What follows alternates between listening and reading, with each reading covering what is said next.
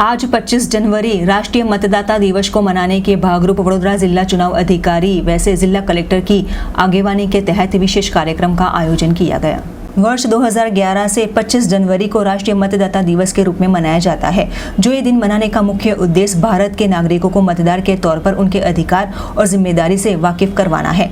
मतदान के बारे में और कोई श्रेय नहीं, लेकिन निश्चित रूप से मतदान करना, यही थीम पर मतदाता दिन को मनाया जाता है। जहां आज वडोदरा जिला चुनाव अधिकारी एवं जिला कलेक्टर AB गौर की अध्यक्षता में पंडित दीनदयाल उपाध्याय ऑडिटोरियम में एक विशेष कार्यक्रम का आयोजन किया गया था।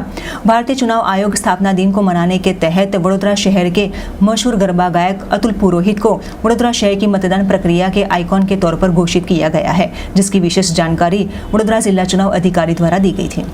राष्ट्रीय मतदार दिवसना दिवसे वडोदरा जिल्लामां वडोदराना लोकप्रिय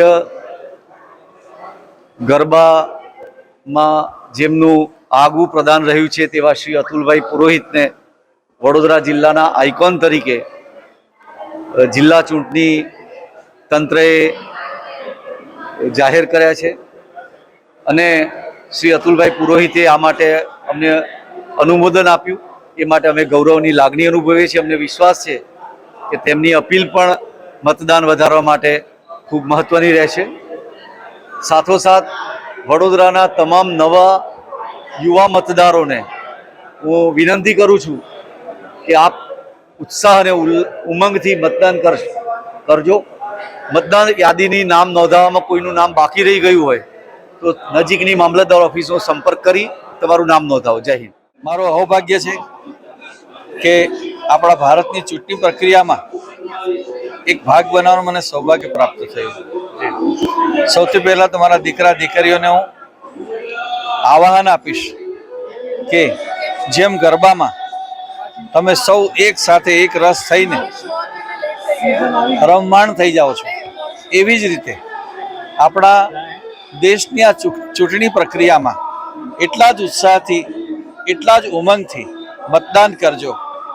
તમને ગમે એ સરકાર લાવવાનો તમારા હાથમાં છે।